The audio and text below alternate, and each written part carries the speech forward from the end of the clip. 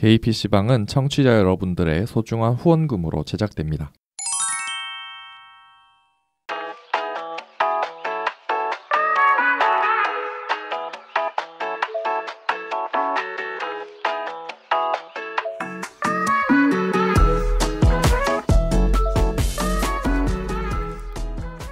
일상을 살아가는 퀴어들의 랜선 놀이터 개피방 79번째 이야기 시작합니다.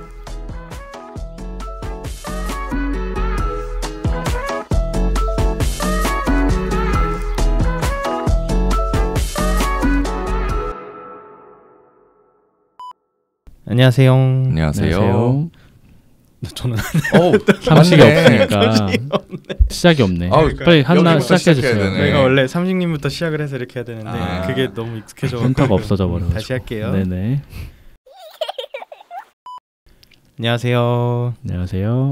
저는 한나고요. 저는 이지금이고요. 저는 매추입니다. 반갑습니다. 반갑습니다. 이게 앞에 삼식님이 빠져갖고 녹음을 다시 했어요. 저희 편집할 때 아마 삐 이렇게 들어가겠죠? 할게요. 살릴 건 알겠는데 어쨌든 한 명이 빠지니까. 그렇죠. 비중이 큰 한 명이 빠지니까 좀 삼식님이 크네요. 삼식님이 갑자기 몸이 안 좋으셔갖고 그러니까. 너무 급하게 이렇게 빠지게 되셨는데 괜찮은지 모르겠어요. 그런 뭐 좀 많이 아프시다고 합니다. 네네. 쾌유를 바라며 자 그럼 오늘 방송은 그런 얘기 좀 하려는 거 아니었어? 그런 얘기 죄송합니다. 저희가 진행자가 약간 유재석님이 빠진 무덤 같은 느낌이에요. 그렇죠, 맞아요. 네, 요즘 잘 지내셨나요? 네. 갑자기 들어가기. 갑자기요? 좋아요, 네. 좋아요. 지금 출국하기 얼마 안 남으셨잖아요. 네, 맞아요. 지금님. 아마 제가 오늘 녹음하고 한 몇 개월 동안 없을 예정입니다. 네, 어딘가로 필드 트립을 나가신다고. 네, 맞아요. 리서치를 위한. 네, 그래서 여러분들 어쨌든 근데 다른 분들만 계셔도 방송 잘 돌아가니까 저는 마음을 놓고 다녀오겠습니다. 그래서 오늘 이렇게 뚝딱거리는데 지금. 그래서 1월 정도 됐을 때 제가 다시 그냥 합류해가지고 다시 숟가락만 이렇게 놓는 걸로 그렇게 하겠습니다. 네. 뭐 건강히 잘 다녀오시고요. 네, 감사합니다. 네.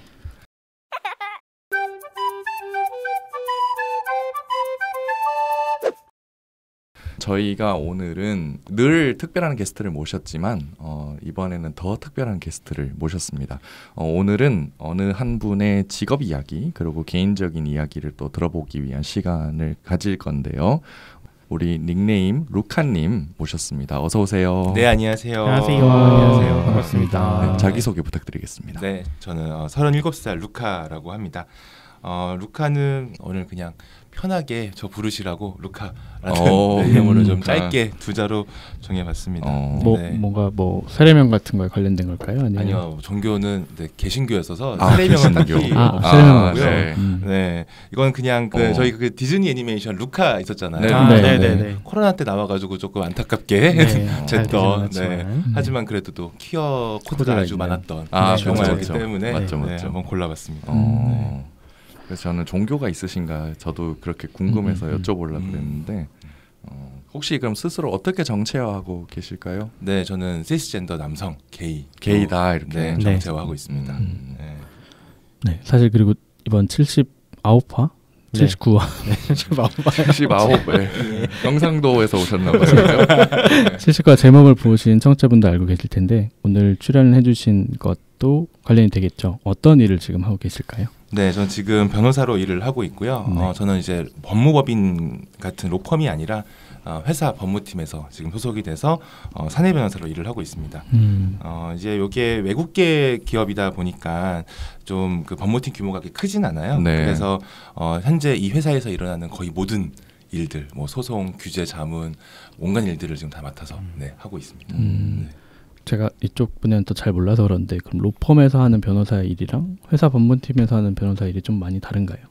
뭐 크게 보면은 비슷하다고 볼 수는 있을 텐데요. 다만 이제 로펌에서 일하면 아무래도 다양한 클라이언트들의 일을 받아서 수행을 하는 것이고 이제 인하우스 로이어 그 사내 변호사들은 회사 자체 내부에서 우리 회사 일들만 자문을 하고 검토하고 또 필요한 경우에는 외부 로펌들한테 일을 주기도 하고 이런 역할들을 하고 있습니다. 저희가 변호사를 모시기는 처음인 처음인 거죠. 것 같아요. 네. 네, 제 주변에도 변호사분이 안 계셨어요. 한 분도. 그러니까 네. 이제 뭐 있나? 하여튼 있을 수도 있지만 이쪽인 분, 그러니까 이쪽인 성소수자인 분은 이제 네네. 처음인 것 같아요. 그래서 음. 그리고 저희 방송에서도 모신 적이 없으니까 그렇죠, 우리 그렇죠. 특히 성소수자이면서 변호사로 사시는 분들의 일상은 어떤지, 그리고 어떤 직업 의식이라고 할까요? 이런 네. 지점에 대해서 어떻게 생각하고 계신지 궁금해서 이런 이야기를 들어보려고 모셨습니다. 그러면 저희가 질문을 하기 이전에 혹시 저희 방송 들어보셨을까요? 그 매우 좀 죄송합니다만 네. 이 계피반 출연 이전까지는 결정하기 전까지는 사실 잘 몰랐어요. 존재도 네. 몰랐어요. 아이고, 당연히. 근데 그런 분들 네. 많으셔도 그럼요, 괜찮아요. 그럼요. 제가 열심히 해야죠. 우리 그 정도 아니잖아요. 네. 아니, 사실 팟캐스트를 이렇게 많이 안 들었어서 네, 그렇죠. 잘 모르기도 했었고 네네. 그리고 아마 느끼시겠지만은 이쪽 활동을 많이 할수록 이쪽 컨텐츠를 잘 안 듣고 잘 안 보잖아요. 맞아요.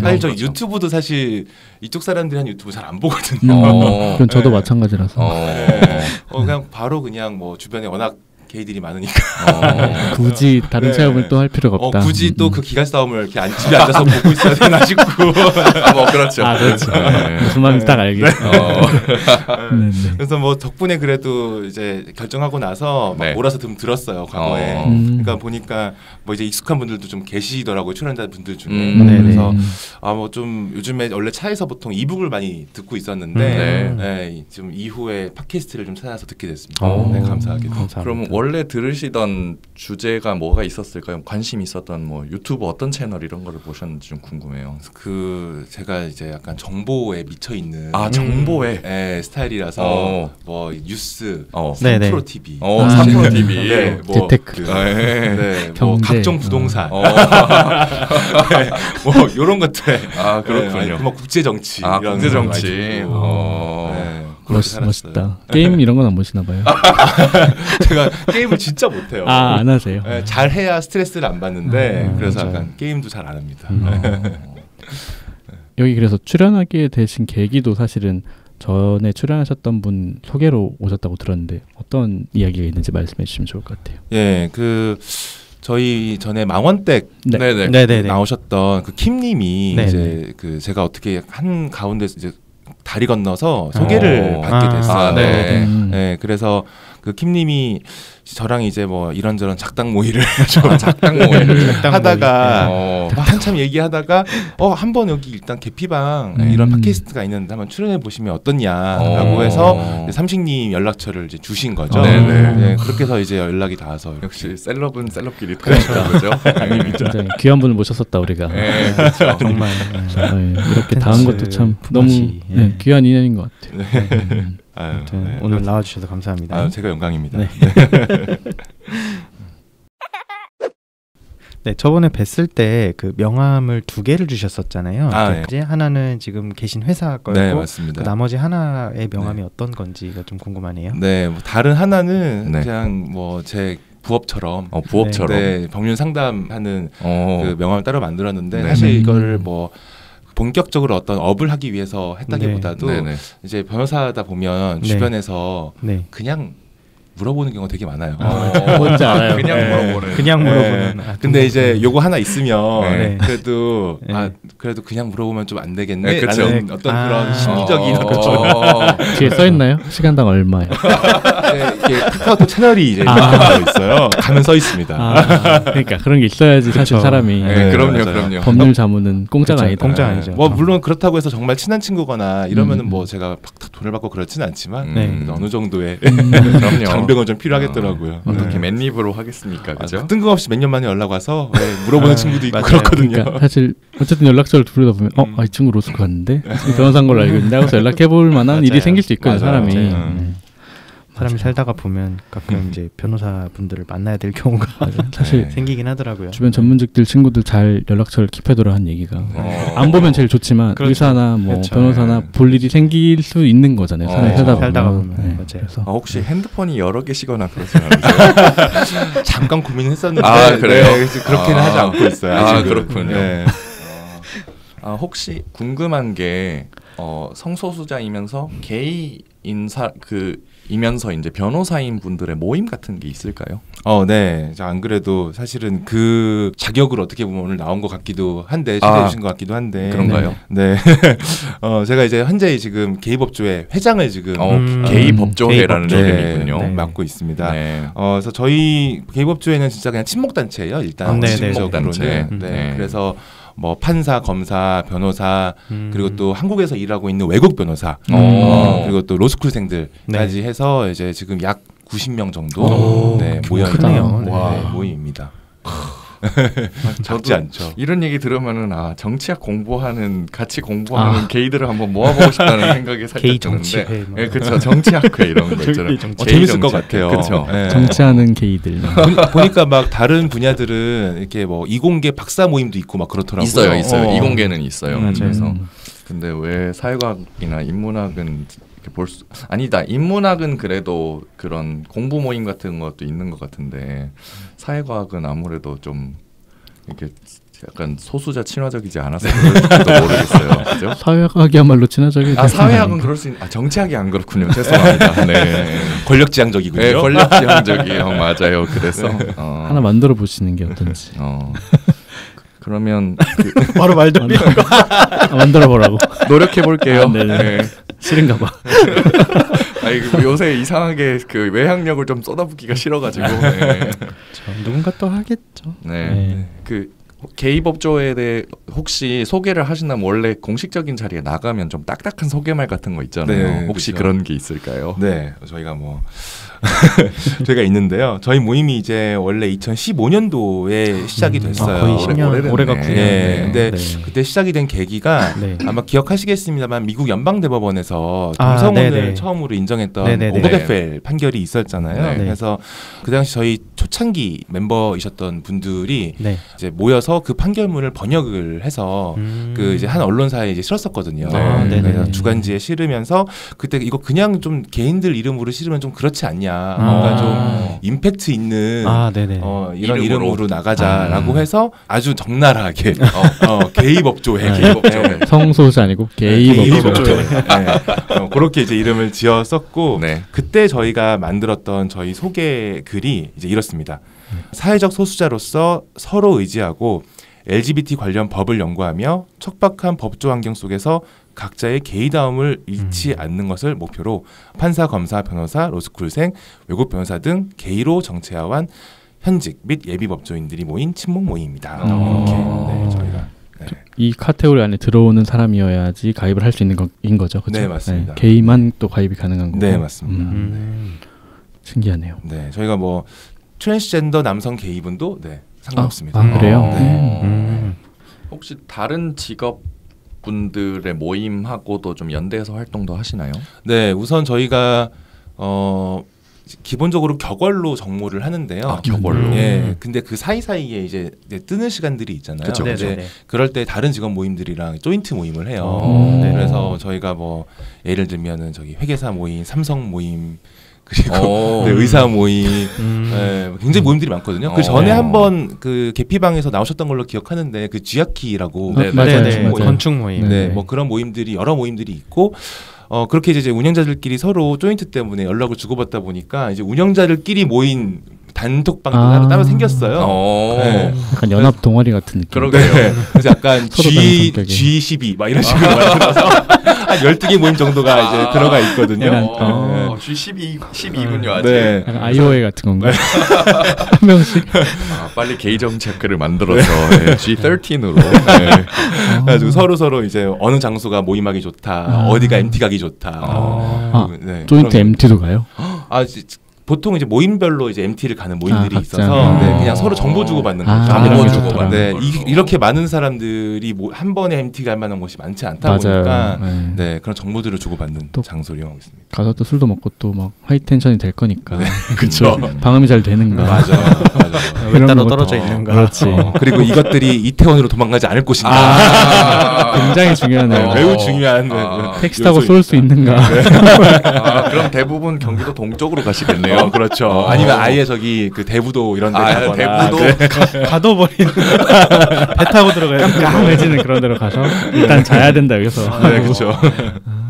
네. 대부도. 그리고 또 저희가 그 별도로 뭐 다른 직업군은 아니지만 저희가 매년 여름마다 LGBTI 법률가 대회라는 그 모임을 하고 있어요. 법률가 대회. 네. 그래서 진짜 거기서는 LGBTI가 모두 모이고 여러분들 아마 뭐 익숙하신 분들도 계실 것 같은데 그 트랜스젠더 변호사인 박한희 변호사님이라던가 또 이제 뭐 공익 쪽에 활동 많이 하시는 뭐 류미 변호사님, 장서연 변호사님 이런 이제 거의 모든 정체성을 가지신 분들이 매년 여름에 모여서 교류를 하고 있습니다. 와, 되게 다양한 활동을 하고 계시네요. 그래서 거기에서 저희가 이제 공동 주최를 계속 해오고 있었고 여성 키워 모임이 따로 없었어서 여태까지는 이제 저희랑 뭐 희망법이랑 이렇게 이제 공동 주최를 해왔는데 뭐 최근에 또 여성 키워 모임도 만들어졌다고 법조인을 들었어요. 법조인 모임 말씀하시죠? 그래요? 네, 아직까지는 뭐 작은 단톡방이라고 하시는데 그래서 얼른 그분들도 빨리 저희처럼 조직화가 좀 잘 돼가지고 같이 무언가 작당 모의를 할 수 있었으면 좋겠네요. 제가 듣기로 많이 계실 거로 알고 있거든요. 여성 키워분들도 로스쿨 진학을 많이 하시고 이제 뭉치냐 마냐는 이제 또 구심점이 또 있냐 없냐가 중요하니까. 맞아요. 갑자기 이걸 보니까 진짜 뭔가 조직을 해보고 싶다는 생각이 갑자기 드네요. 갑자기 태국 갈 때 되니까 왜 이런지 모르겠네요. 게이 정치하지 말고 정치하는 엄마들처럼 정치하는 게이들. 정치하는. 근데 좀 이상하죠. 정치학하는 거랑 정치하는 거랑 다른 건데. 그러네. 정치학이랑 또 다르구나. 네, 정치학이랑은 또 다른 거니까 그냥 왜냐면 공부하는 사람들은 사실 현생에 관심들이 없잖아요. 그래서 지금 나라가 요모의 욕구형인 것 같은데. 근데 궁금한 게 이런 법조의 모임을 하시면 뭐 그냥 친목 위주라고는 하셨지만 법 관련된 뭐 혹은 뭐 퀴어, 게이 관련된 이슈에 대한 대화도 되게 많이 하시겠어요? 네, 아무래도 지금 저희 모임이 최소한 로스쿨을 다녀야 들어올 수 있거나 현직인 분들이 계시다 보니까 일단 나이대가 대부분 이제 중위값이 한 30대 중후반 정도예요. 이제 그러다 보니까 당연히 여러 가지 우리가 정체성을 갖고 살아감에 있어서 느끼는 현실적인 문제들이 많이 보이고 특히 이제 법률가들이다 보니까 그런 이슈들이 더 많이 보이는 거예요. 저희 뭐 결혼도 그렇고 또 뭐 다양한 법률 절차에 있어서 느껴지는 차별들이 많잖아요. 그리고 또 변호사라는 직업 자체가 변호사법에도 이제 규정되어 있지만 어쨌거나 인권을 옹호한다라는 것이 또 기본적인 사명으로 되어 있다 보니까 뭐 그냥 M&A 하시는 그런 변호사님들도 다들 이런 관심을 항상 갖고 계세요. 그래서 저희 게이법조회가 비록 친목 모임이기는 하지만 그런 변호사로서의 어떤 인권에 대한 어떤 일을 좀 하긴 해야겠다라는 생각으로 초창기 시작도 이제 판결문 번역이었고 그래서 그 이후에도 여러 가지 학술 활동들을 해왔어요. 그래서 뭐 인권 관련된 책에 뭐 해제를 쓴다던가 번역 감수를 한다던가 뭐 이런 활동도 했었고 최근에는 이제 저희가 조금 더 많은 분들에게 이런 정보와 지식을 조금 전파하고 이런 목적으로 좀 활동들을 넓혀가고 있는 과정이 있습니다. 관심 있는 재판이 있으면 판결문 이런 걸 꼭 챙겨 보세요. 제가 뭐 다 찾아보지는 않은데 그래도 뉴스에 뜨면은 찾아보기는 하고 그리고 또 특히 이제 판사님들이시나 혹은 이제 공부를 하고 계시는 분들도 계시기 때문에 그분들이 좋은 또 판례들이 있으면은 이렇게 알려주세요. 공유해주시고 그리고 아무래도 성소수자 관련 이슈들은 한국 판례들보다 해외 판례들에서 또 의미 있는 것들이 많이 나오잖아요. 특히 이제 한국 법원은 아무래도 일본과 독일 법원의 판결들을 많이 이제 신경을 쓰는 편이기 때문에 그래서 일본이나 독일 판결도 좋은 판결들이 나오면 많이 공유해 주시고 특히 이제 일본 같은 경우가 단계로 보면 어떻게 보면 우리랑 조금 비슷하거나 조금 앞서 있는 상황이잖아요. 최근에 좀 많이 있었던 것 같아요. 그러다 보니까 최근에 일본에서 굉장히 좋은 판례들이 많이 나오고 있어요. 그래서 그런 판결들을 많이 이제 공유를 하고 번역을 해서 같이 공부하고 있습니다. 왜 일본이랑 독일일까요? 우리나라 법이 사실 일본과 독일법에서 이렇게 쭉 내려오는 그 흐름이 있어요. 그래요? 소위 이제 한국법을 대륙법계라고 많이 이야기를 하는데 그러다 보니까 실제 그 법학을 공부하시는 교수님들도 대부분 독일에서 유학을 하신 분들이 굉장히 많아요. 이게 어쩔 수 없이 우리나라가 역사적으로 어쩔 수 없이 이제 일본의 법을 수개한 네. 이어받은 그것도 있고 네. 그러다 보니 어쩔 수 없이 학문적으로도 그렇게 이어지고 있습니다. 죄송해요. 제가 아무것도 몰라서 나도 몰라요. 대륙법계가 있으면 뭐 다른 게 건 있나요? 뭘까요? 영미법계가 영미법계 있어요. 큰 차이가 혹시 있다면 뭐 많이 세세한 거 많이 갑자기 들어도 법학 강의가 재밌어서. 네. 이제 대륙법의 가장 큰 특징은 일단 아주 강력한 성문법이라는 성문법. 정의죠. 그러니까 딱 박아 놓은 다음에 그걸 맞습니다. 바탕으로 해석한다는 맞습니다. 말씀이시죠. 그리고 이제 영미법에서는 우리가 흔히 잘 알고 있는 판례법, 판례법이라고 얘기를 하죠. 어느 정도로 심하냐면 영국은 헌법이 없어요. 네. 아예 없어요? 아예 없어요. 아 그래요? 영국은 불문 헌법이에요. 그렇구나. 네, 어쩐지 그래서 뭐 마그나 카르타라던가 이런 이제 과거의 여러 가지 어떤 그런 느낌적인 느낌으로 네. 형성되어 있는 이게 이런 것은 헌법 같은 지위를 갖고 있다라고 그냥 형성되어 있는 것이지 헌법조차 없어요. 그럼 훔쳐가지 말란 얘기 없나? 그러니까 그거를 판례를 통해서 처벌을 하는 형식이죠. 결국은 판례가 있어야만 맞아요. 처벌하기가 쉬운 거네요. 네, 근데 거꾸로 얘기하면은 그 판례들을 만들어 나갈 수 적극적으로 만들어 나갈 수 있는 그런 재량도 있는 거죠. 네, 그러니까 이 대륙법계는 이러나 저러나 문구에 이제 구속이 될 수밖에 없어요. 문구에 구속이 된다. 네, 그래서 대륙법계에서 나오는 해석들은 어디까지나 현재에 있는 문구를 여기까지 해석할 수 있다라는 해석의 그 범위를 지워주는 역할을 하는 거예요. 그런데 이제 영미법계는 때때로는 그 범위를 꽤 넘어서서 판례를 형성해 나갈 수 있는 장점이 있는 거죠.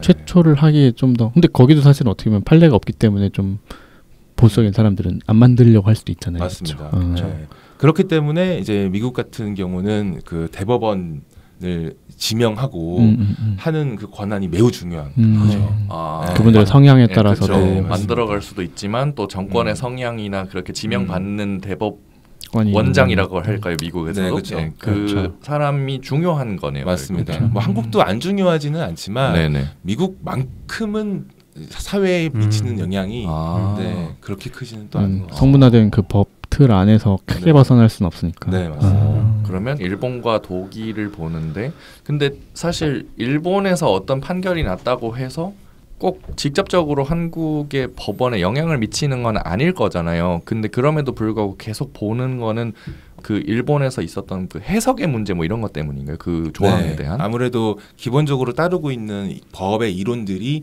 같은 체계 안에 있기 때문에 그것들을 저희가 가져다가 한국 법원에서 주장을 하기가 훨씬 용이한 거죠. 논리적으로 흐름이 비슷하니까. 맞습니다. 신기하네요.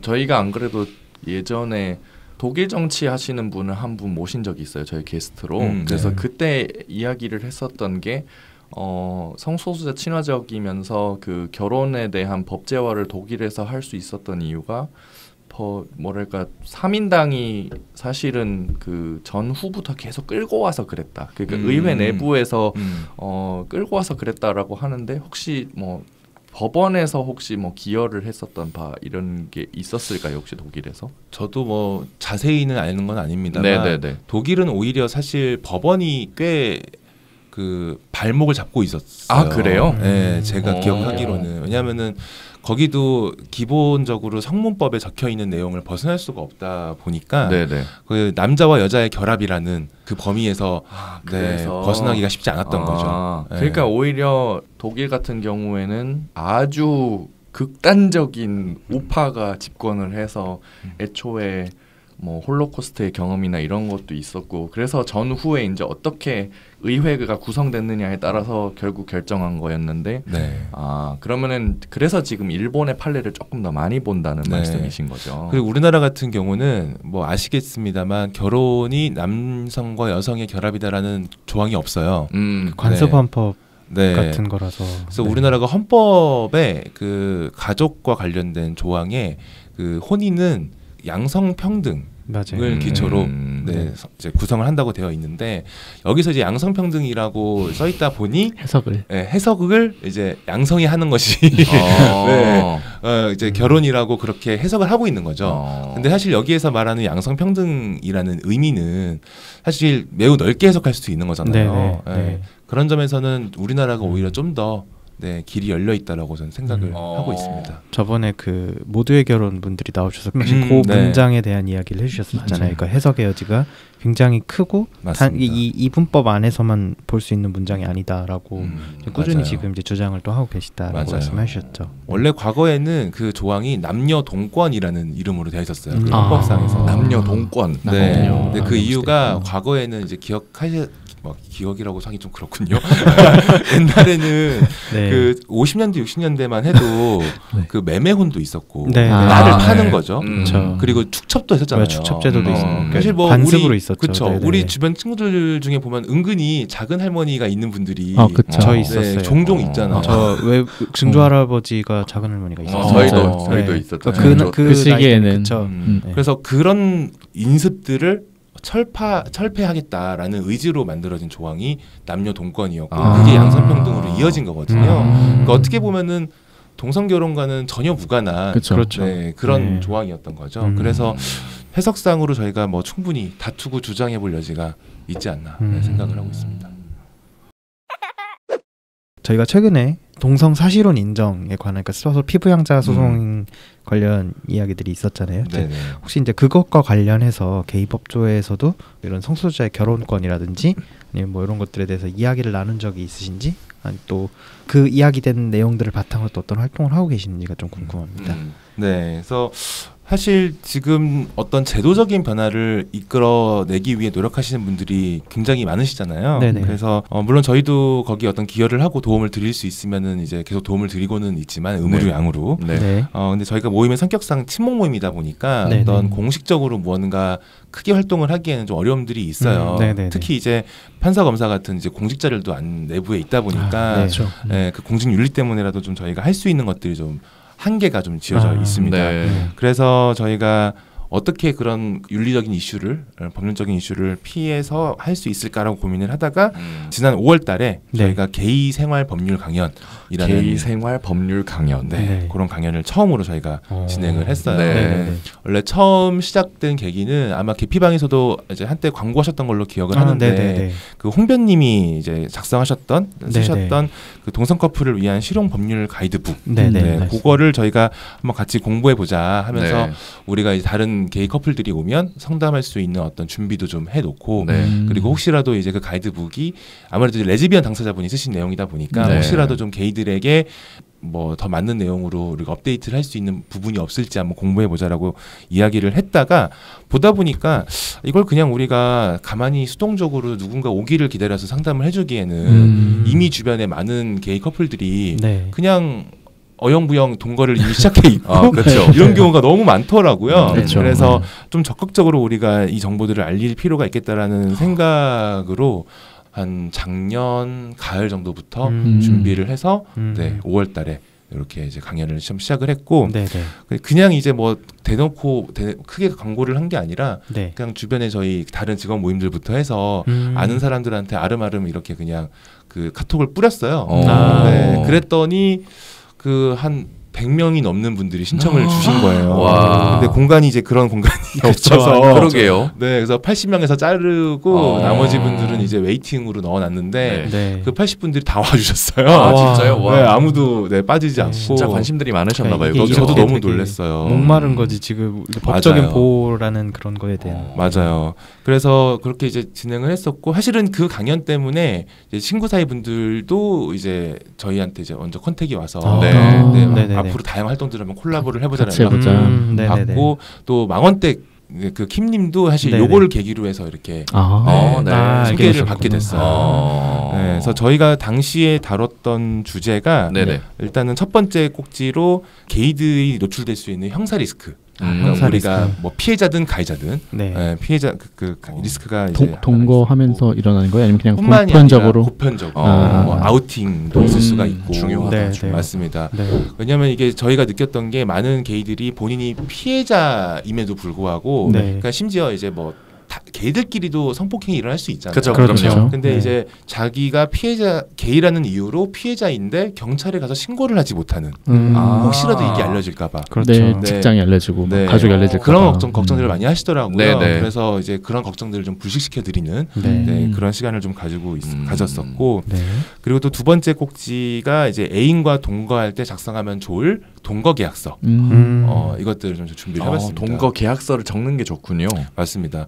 이게 동거 계약서를 보시면 사실 이제 그때 후기 중에 이런 게 있었어요. 우리 커플이 기분 좋은 마음으로 들으러 왔는데 너무 안 좋은 얘기밖에 없어서 좀 슬펐어요. 이런 케이스도 있습니다. 네. 저런 케이스 있습니다. 근데 원래 계약서라는 건 안 좋아질 때를 대비해서 그렇죠. 작성을 하는 거거든요. 그렇죠. 모든 게 잘 된다면 뭐 필요가 동거 계약서를 없겠죠. 쓸 필요도 없겠죠. 그렇죠. 근데 이제 그 Q&A를 하다 보니까 실제 좀 그 리스크가 있는 그런 상태에 계신 분들이 꽤 있더라고요. 그러니까 예를 들면 네. 이런 거죠. 커플이 그 한 집에 살기로 했는데 네. 한 명의 명의로 집을 사가지고 그 주담대를 받은 거예요. 아. 그랬는데 애인이 같이 사니까 자기가 그럼 이 주담대 원리금을 자기가 다 갚겠다.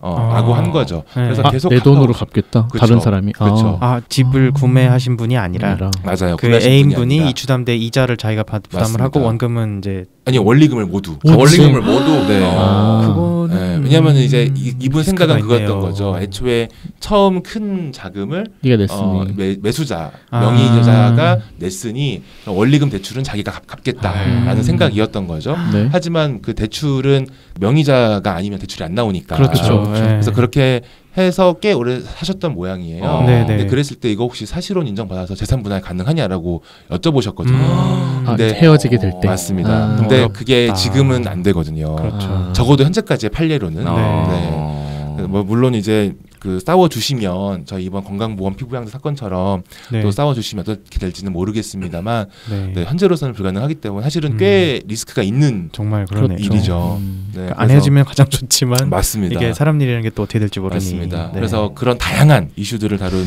동거 계약서를 두 번째 꼭지로 다뤘었고 와. 네. 이제 마지막 꼭지가 비록 지금 현재 결혼은 네. 불가능하지만 네.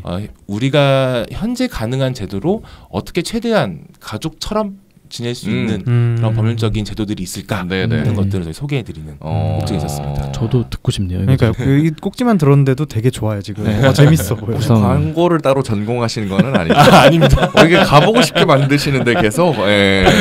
네, 고민을 진짜 많이 하고 결정을 하신 네, 것 같아요. 그쵸, 그게 그쵸. 느껴지는 꼭지들이고 네, 맞습니다. 되게 인기가 많았을 이유가 있던 것 같아요. 안 그래도 저도 지금 외국 다녀오고 나서 다음 계약 만기가 다가와요. 제가 이제 집을 옮겨야 해요. 그래서 네. 그때쯤에 맞춰가지고 한번 합쳐볼까 이렇게 생각하고 있었는데 꼭 가겠습니다. 네. 이게 보통 동거를 하게 되시는 그 계기들을 보면 네. 네. 되게 크게 생각하지 않고 시작하시게 되는 경우가 되게 많아요. 네네. 예를 들면 그냥 둘이 이제 사귀는데 한쪽이 우연찮게 전세가 제대로 안 빠지거나 네네. 구하기가 힘들어서 그럼 잠깐 살지 뭐 네. 했다가 갑자기 그게 3년 4년이 되는 경우가 네. 있고 네. 제 친구만 해도 코로나 시기에 이제 애인이랑 있다가 이제 본가에 사는 친구였거든요. 네네네.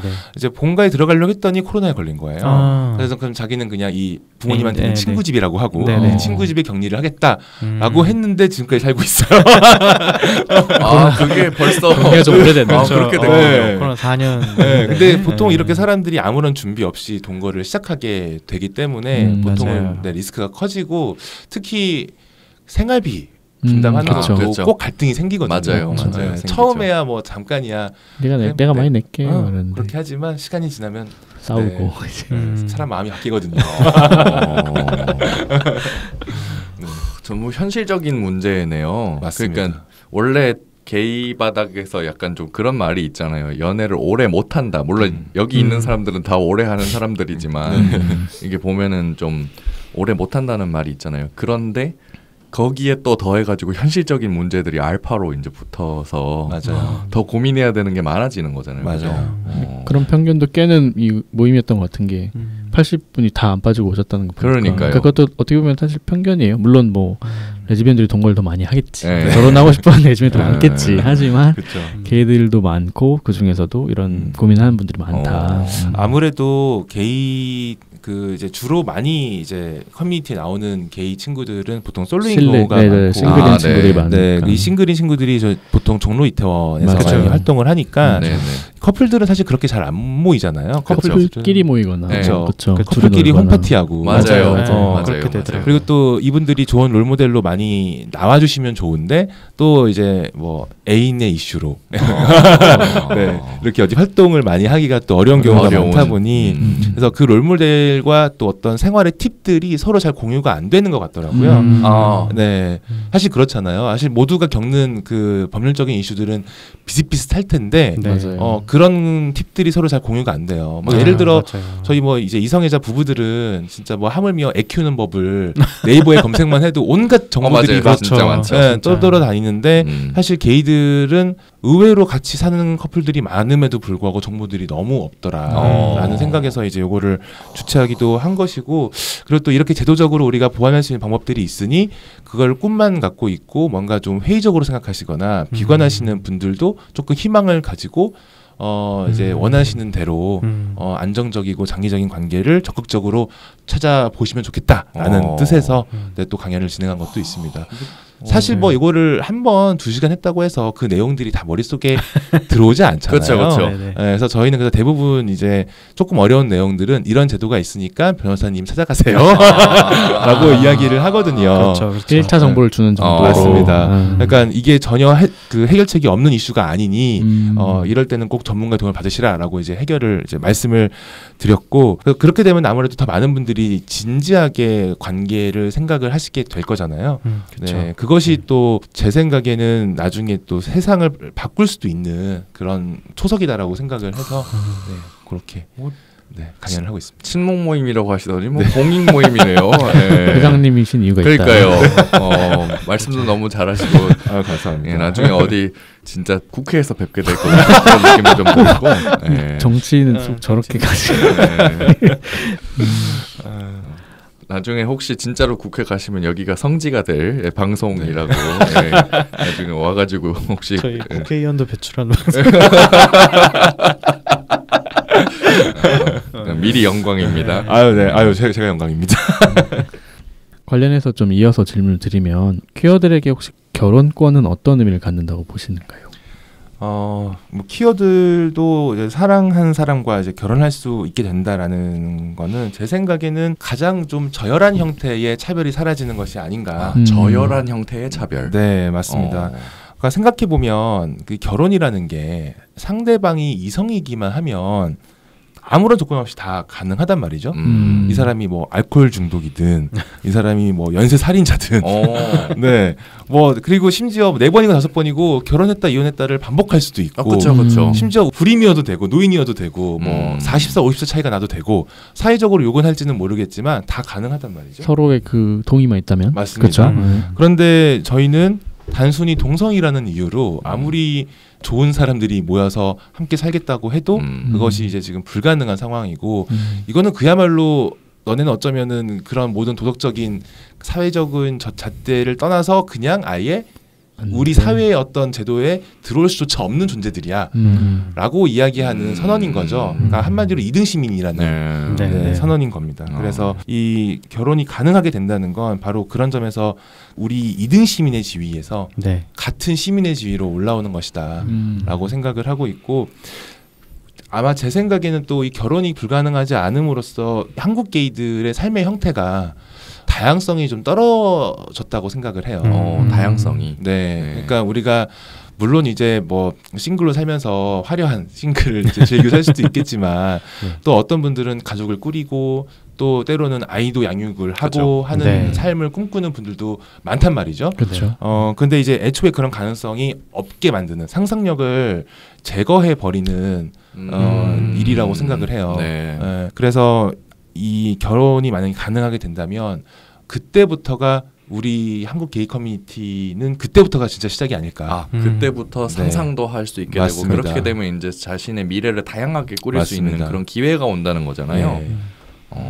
그러니까 상상력이 좀 떨어진다고 생각이 좀 드는 게, 네. 그러니까 주변에 이제 분들 중에서도 네. 이게 만약에 제도가 생기면 지금 당장 제도가 생기면 둘이 이제 뭐 혼인신고를 할 거냐 하는데 생각보다 의외로 안 하겠다 하시는 분들이 좀 많아요.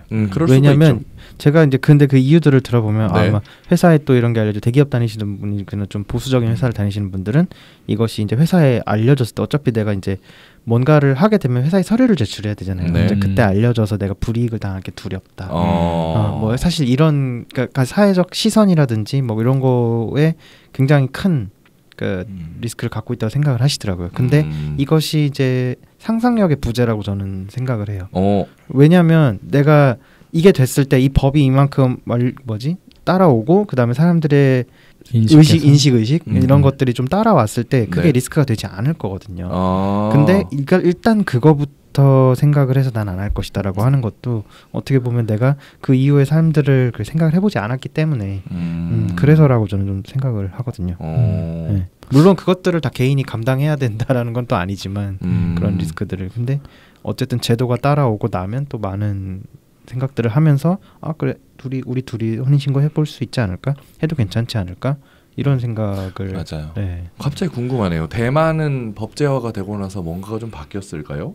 꽤 바뀌었을걸요? 그래요? 네, 시선 같은 제도가 인식을 바꾸게 되는 계기가 그렇죠. 꽤 된다고 왜냐면은 들었고 가시화가 어쨌든 되는 거고 실제로 이제 어떤 이혼 사례도 나타날 거고 이러다 보면 이제 상상이 가능하게 되는 그쵸. 거잖아요. 말 그대로 이등 시민이 아니라 같은 그렇죠. 사람이라는 걸 더 인식을 하게 되고 사람들이 차별을 덜 하게 되고 그 책 중에 네. 그 동성 결혼은 어떻게 사회를 변화시키나라는 네. 그 책이 있어요. 그래요? 여기에 이제 네덜란드의 이제 결혼 이후에 그 퀴어들의 삶이 어떻게 바뀌었는지를 추적한 책이거든요. 그러니까 네덜란드 같은 경우가 좀 독특한데 네, 거기는 그 시빌 유니언 시민 결합도 있고 네. 동성 결혼도 가능하고 이렇게 되잖아요. 그래서 그 속에서 이제 이 퀴어들이 주로 레즈비언들이 많이 나오긴 하는데 어딜 가나 같은데 퀴어들이 그 이 제도를 이제는 선택을 하는 거예요. 자신들의 삶의 형태에 맞추어서 우리 커플은 시민 결합이 좋을까?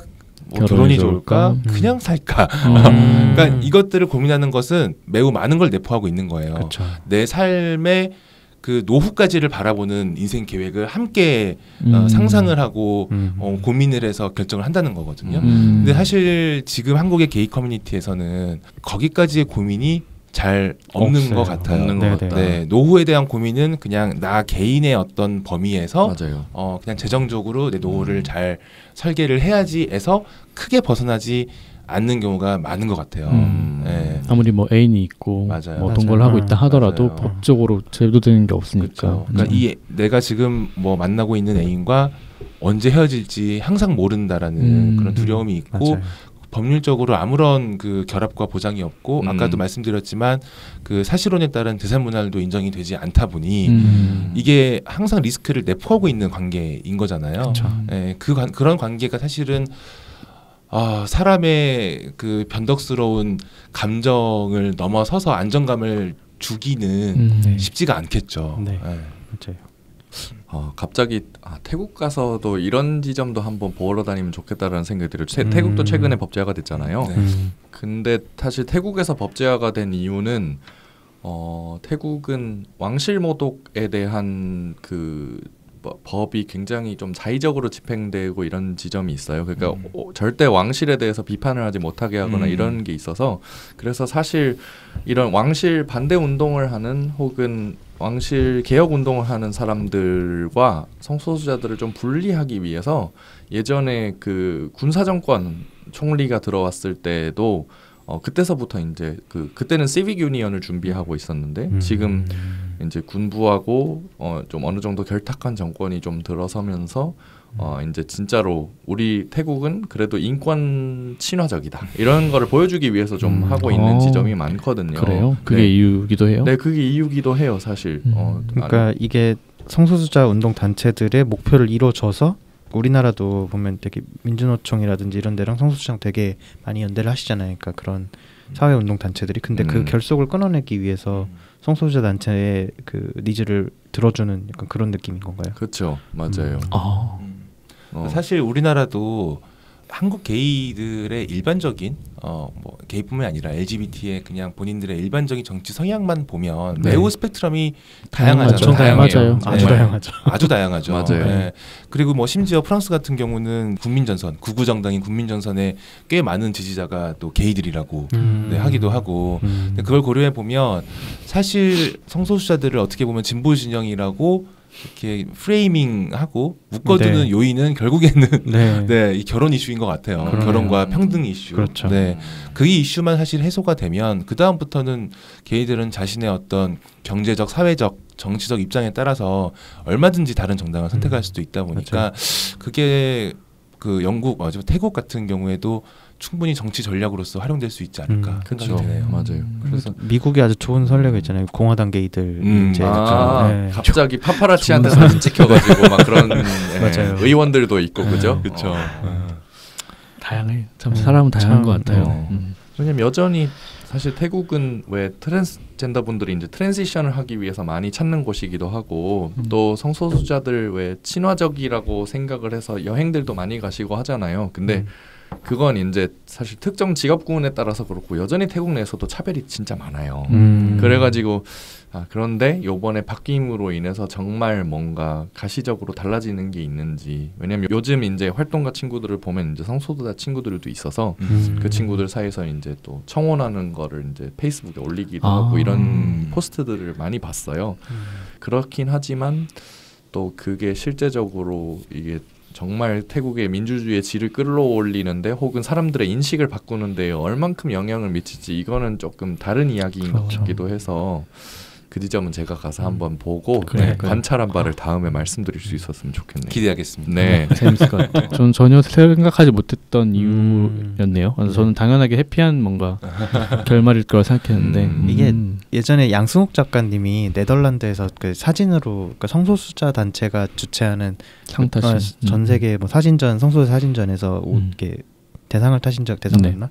아무튼 우승을 하신 적이 있는데 수상을 하면서 이제 들었던 얘기가 이제 네덜란드는 정착된 지가 되게 오래됐잖아요. 그러다 보니까 성소수자 운동 자체가 많이 약해졌다고 그래요. 그러니까 이미 권리를 취득을 다 했으니까 관심도 많이 떨어지고 어쨌든 차별이 이제 어쨌든 조금이라도 상존하긴 하지만 그래도 예전만큼의 어떤 그런 에너지는 없다고 이렇게 말씀을 하셨다 그러더라고요. 그래서 그거를 어떻게 타파해야 되나라고 이제 자기들도 생각하고 있는 중이다. 아직도 필요하긴 하다고 느끼나 보네요. 그렇죠. 그래서 근데 확실히 이제 이런 결혼권이라는 이런 게 해결되고 나면 많이 약해진다라는 게 선례로들 남아 있어서 약간 가장 큰 걸림돌이긴 하니까 그걸 해소하고 나면 이제 원동력 같은 게 조금은 줄어드나 보다.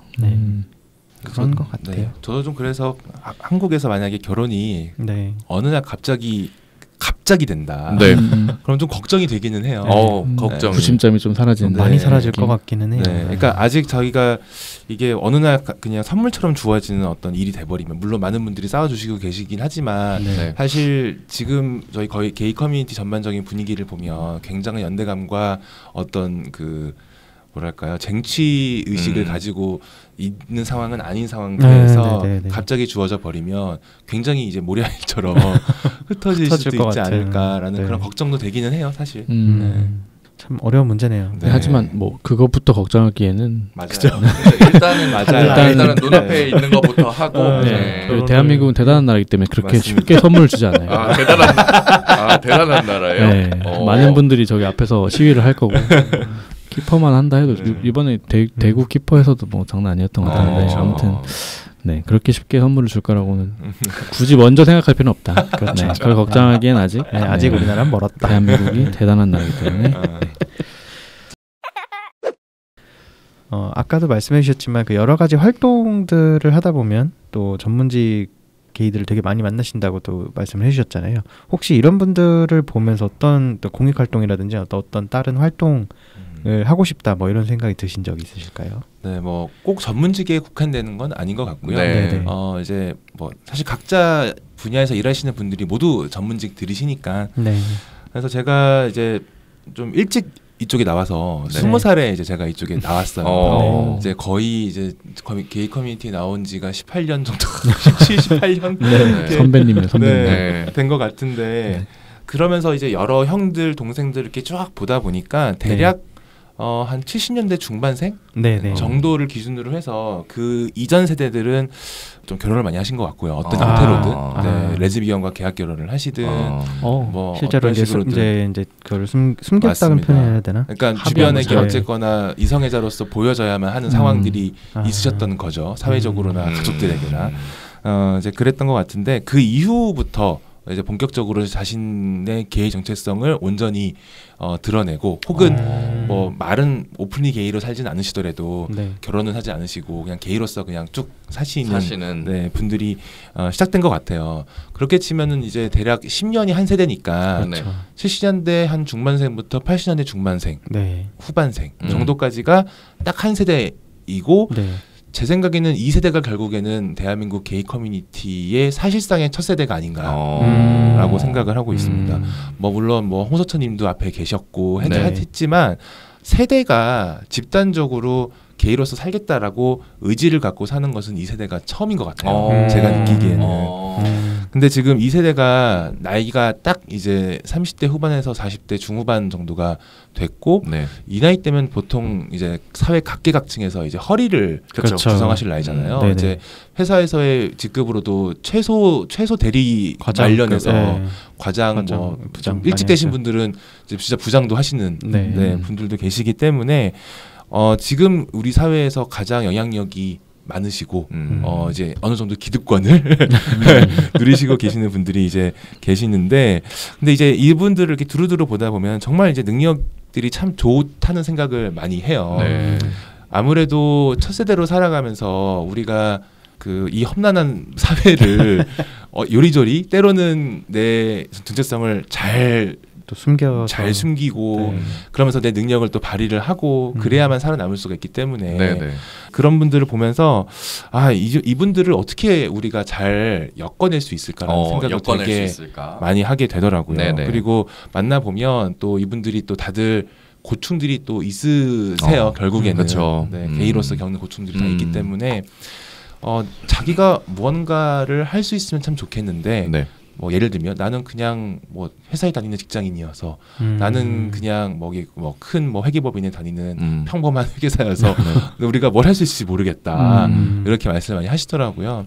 그러니까 이분들이 분명히 필요한 지점이 어딘가 있을 것 같다라는 생각이 들어서 그 이분들과 함께 무언가 힘을 좀 합칠 수 있는 그런 네트워킹을 좀 해나가고 싶다라는 생각이 많이 들었어요.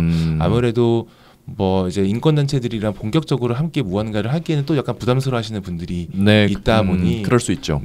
또 이제 이런 친모 모임들이 있어서 일단 이런 차원들에서 같이 좀 뭔가 엮어내 볼 수 있는 일들을 뭔가 있을까 좀 고민을 하고 있는 상황입니다. 그 저희 뭐 그 영화 1987 보면 그 제가 이제 그 영화를 되게 영화적으로는 어떤지 평가는 잘 못하겠지만 근데 내용 스토리라인이 참 좋았던 게 주인공이 한 명으로 정해져 있지 않다는 게 참 좋았거든요.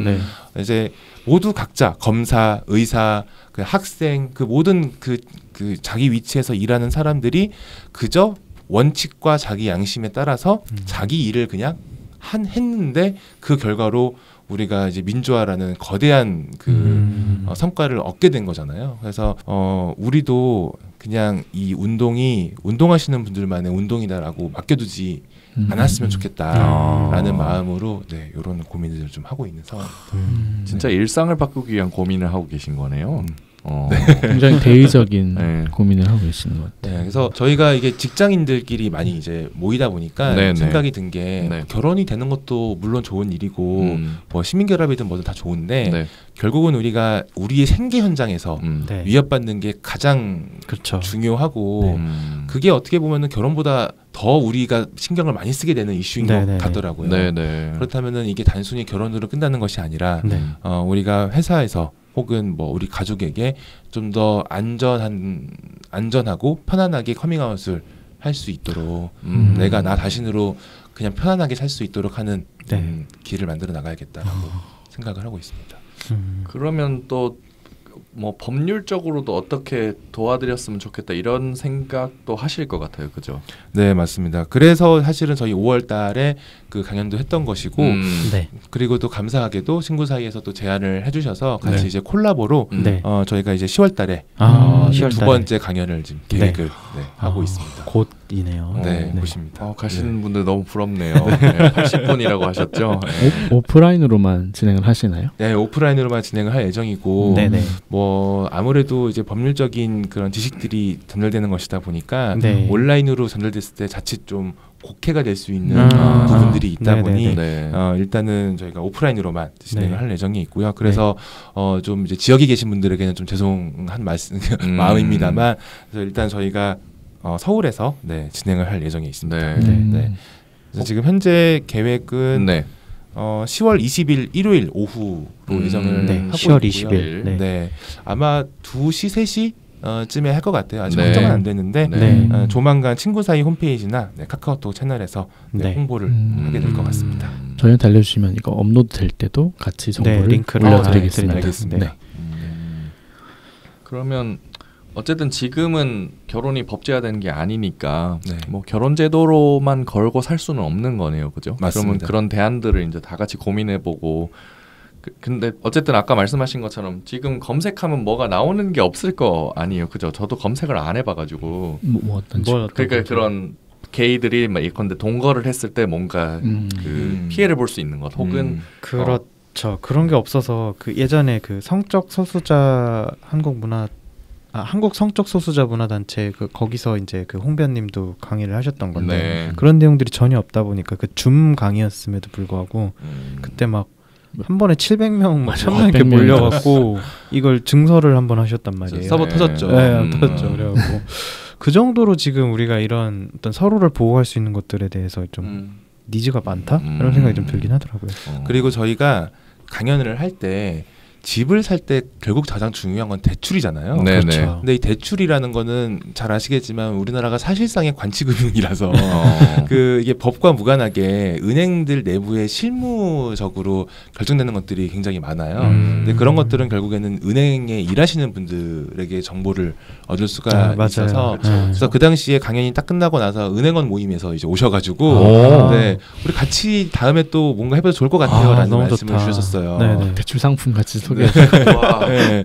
뭐 대출 상품 소개할 수도 있고, 그리고 예를 들어 저희가 그 나와 애인이 함께 공동 명의로 집을 살 때 지금은 한 명의 명의로만 대출이 가능해요. 그래요? 맞아요. 네, 근데 부부들 같은 경우는 이제 뭐 부부들 같은 경우에도 물론 이제 한 명의 명의로 대출을 받는 거지만 소득을 합산이 되는 것으로 알고 있는데 이게 게이들 같은 경우 어쨌거나 법적인 가족이 아니다 보니까 네, 두 사람의 소득이 합산이 되지를 않고 그럼 대출에 있어서도 당연히 이제 불리하죠.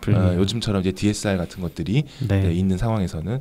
그래서 그런 것들을 함께 좀 그 현직에 계신 분들이랑 고민을 할 수 있는 기회들이 많이 있을 것 같더라고요. 맞아요. 그래서 그런 걸로 하잖아요. 한 사람이 사면서 전세 대출을 일으켜서 이렇게 해서 이렇게 심지어는 헤테로 부부들도 그래서 요즘엔 그렇죠. 결혼 신고를 안 하고 혼인 신고를 안 한다. 한 명이 그러니까 두 명이 그리고 뭐 예를 들면 청약도 네, 맞아요. 확률이 2배 되는 거죠. 맞아요. 하고 그러니까 특공을 넣을 게 아니면 그렇게 한다 그러더라고요. 그렇죠. 그렇게도 많이 한다 하더라고요. 참 살기가 팍팍하고 특히나 이 수도권에 살고 싶은 사람 많은데 집은 부족하고 뭐 비싸고 이러니까 우리도 다 똑같은데 이게 참. 근데 우리는 어쨌든 그런 면에서도 한 발짝 더 뒤에 있으니까 그렇죠. 부당하다는 생각이 가끔 들죠. 그렇죠. 이런 것들을 이제 또 각계에 있는 이제 전문가들이 좀 모여서 좀 맞습니다. 아까 말씀하신 것처럼 약간 일상에서 풀어내는 좀 그런 활동들이 있으면 되게 좋을 것 같네요. 맞습니다. 결국은 그리고 그것가 제일 중요한 것 같아요. 지금 회사나 뭐 가정에서 커밍아웃을 하기 쉽지 않은 사회 분위기 했을 때 뭔가 내가 불이익을 얻거나 뭐 힘들 수 있다. 지금까지와 삶과 달라질 수 있다는 그 두려움이 모든 거에 약간 처음인 것 같기도 하고 그러니까 결혼이 되면서 인식이 바뀌고 뭐 이런 것도 다 물려 있어가지고 뭔가 하나 먼저라기보다는 네, 지금까지 이제 되게 좋은 말씀 많이 해주셨는데 저희 이제 79화 마지막으로 이제 사회 곳곳에서 법적으로 부당함을 마주하고 있는 성소수자들 네, 그런 분들을 위해서 혹시 한 말씀 해주신다면.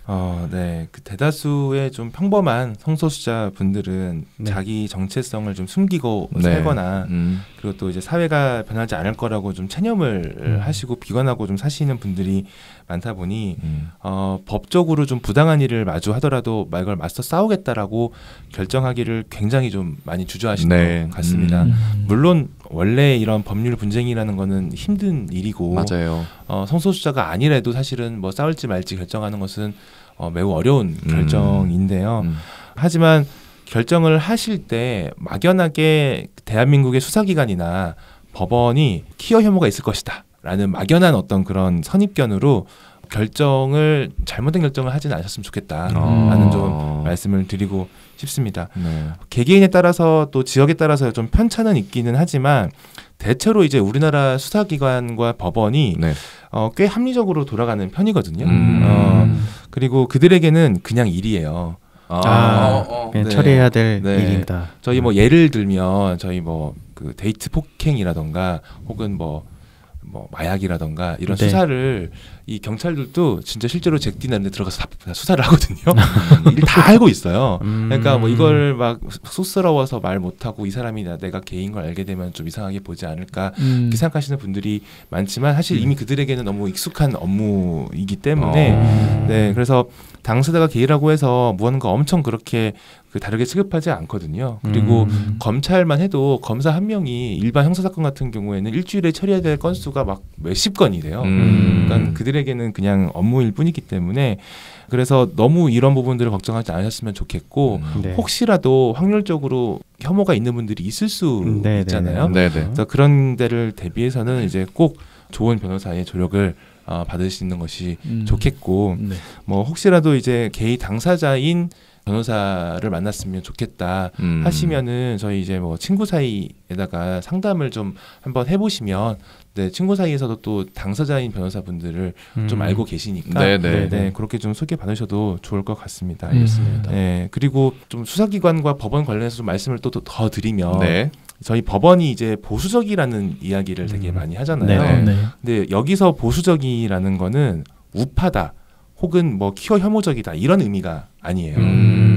이 사법부는 입법부나 행정부와 달리 선거로 뽑히는 사람들이 아니기 때문에 그렇죠. 이 사람들은 늘 사회의 진보보다는 한 발짝 뒤로 걸어갑니다. 네. 그래서 이 법의 안정성이라는 것이 훨씬 중요한 사람들이에요. 기존의 질서를 따르고 사람들이 예측 가능하게 한다라는 그런 것이 훨씬 중요한 사람들이고 그래서 이 법원이라는 조직은 사회의 걸음을 조금씩 뒤에 가면서 다만 다수의 투표로 선출이 되는 사람들이 간과할 수 있는 이슈들을 우리가 사회의 흐름을 봐가면서 보강해 두겠다라는 취지로 일을 하는 조직이 또 사법부이기도 합니다. 그 말인즉슨 사회가 어느 정도 먼저 나가줘야 돼요. 네. 저희가 뭐 입법으로 해결되면은 물론 더 좋겠지만 그게 쉽지 않은 지형이라는 건 우리가 모두 알고 있잖아요. 그렇죠. 그럼 저희가 사법적인 수단으로라도 우리가 원하는 권리와 이제 정책들을 이제 이뤄내야 되는데 그럴 때는 이미 이런 일들이 많이 일어나고 있다라는 것을 법원에게 주지시킬 필요가 있습니다. 예를 들어서 미국 연방대법원의 사건 같은 경우에 거기에 당사자들이 한 4-5개의 주에서 오신 10몇 커플이 이제 이 소송을 걸어서 판결이 나온 거거든요. 그래서 그 판결문을 보시면 판결문 내용도 이래요. 이미 많은 이제 성소수자 부부들이 그들을 서로에 대해서 헌신을 바치고 있고 심지어 아이도 키워서 좋은 미국 시민으로 길러내고 있다. 이런 문구들이 있습니다. 그러니까 미국 법원도 다르지 않아요. 미국 법원이라고 해서 대단히 진보적이었던 게 아니라 그 당시 그 법원 구성이 보수가 더 많았던 거 기억하시죠? 네네. 그렇다고 알고 있습니다. 네, 그런 상황에서 아무리 보수적인 법관이어도 이미 존재하는 존재들을 부정할 수는 없는 것이 또 법관의 양심입니다. 네, 그래서 제도가 생기기를 기다리지 마시고 여러분들이 하실 수 있는 범위 내에서 그리고 여러분들이 마음이 가시는 범위 내에서 충분히 게이로서 사시기를 바라면서 그것이 곧 여러분들이 대단하게 운동을 하지 않으시더라도 세상을 바꾸는 길이다라는 점을 말씀을 드리고 싶습니다. 아까 말하셨던 그 일상에서의 나의 위치에 그다음에 기여할 수 있는 바 약간 말씀하신 게 이제 그런 의미에서 네, 하신 말씀. 네. 와, 오늘 어쨌든 말씀 들으시면서 제일 중요했던 지점이 그죠? 하나님이 얘기한 우리 한나가 얘기한 일상을 바꾸는 거죠. 하나님. 거의 하나님인데. 네. 감사합니다. 네. 그래서 여러분들 일상을 바꾸기 위해서 어떤 활동을 할 수 있는지 이 지점도 한번 같이 고민해 주시면 좋을 것 같고 그리고 게이 법조에서 하고 있는 그런 활동들 특히 강의. 예, 아까 강의 명이 정확하게 뭐였죠? 네, 게이 생활 법률 강연입니다. 예, 게이 생활 법률 강연. 예, 여러분들 많은 관심 앞으로도 계속 가져주시면 감사하겠습니다. 혹시 이게 뭐 매년 진행될 예정이 있나요? 아니면 일단 저희는 정례화를 하고 싶은 마음에 있고요. 일단은 지금 처음으로 이제 친구 사이와 함께 콜라보를 또 해보는 것이라서 네, 진행해보고 반응도 보고 알겠습니다. 어떻게 할지 고민하고 있습니다. 네. 네, 저희가 그 루카님을 모시고 이제 2개 에피소드를 준비를 했는데 이번 에피소드에서는 이제 변호사로서의 루카님의 얘기를 좀 들어봤고요. 다음 화가 아마 조금 더 재미있을 것 같아요. 네, 루카님 개인의 이야기를 조금 더 들어보려고 하니까요. 여러분들 너무 기대가 됩니다. 네, 많은 관심 그리고 많은 청취 부탁드리겠습니다. 네. 자, 그럼 저희 79화 여기서 마치겠습니다. 네, 다음 화에서 뵙겠습니다. 네, 고맙습니다. 네, 감사합니다. 감사합니다.